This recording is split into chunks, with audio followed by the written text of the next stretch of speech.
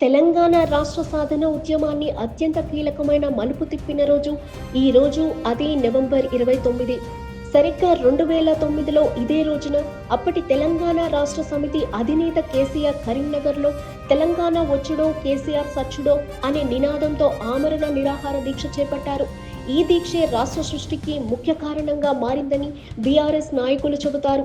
అందుకే ప్రతి సంవత్సరం ఈ రోజును దీక్షా దివాస్గా బీఆర్ఎస్ ఘనంగా నిర్వహిస్తోంది.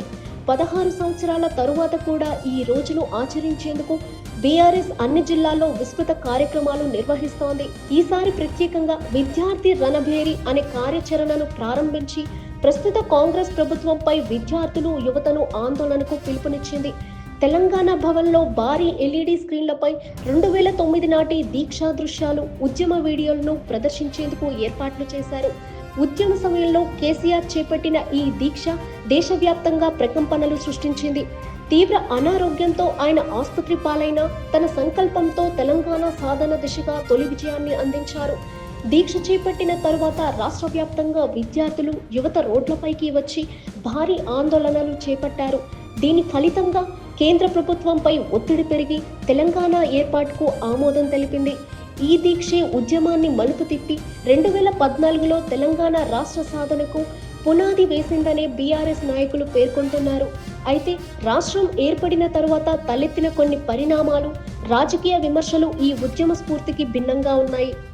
అలుపెరుగని దీక్ష, పోరాటాలతో రాష్ట్రాన్ని సాధించిన కేసీఆర్ ముఖ్యమంత్రి అయిన తరువాత దాదాపు 10 ఏళ్ల పాలనలో తన పాలనను ఎక్కువగా ఫామ్ హౌస్కే పరిమితం చేసుకున్నారనే విమర్శలు బలంగా ఉన్నాయి.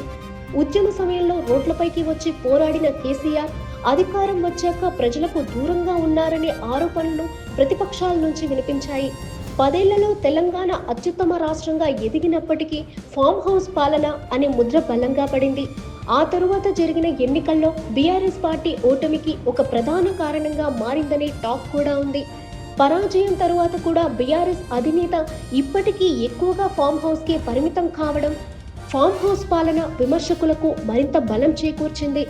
తెలంగాణ ఉద్యమ స్ఫూర్తిని నిలబెట్టడంలో బీఆర్ఎస్ విఫలమైందంటూ ప్రతిపక్షాలు చేస్తున్న ఆరోపణలకు కేసీఆర్ వైఖరి కొంతవరకు ఆజ్యం పోసిందనే అభిప్రాయాలు వ్యక్తమవుతున్నాయి.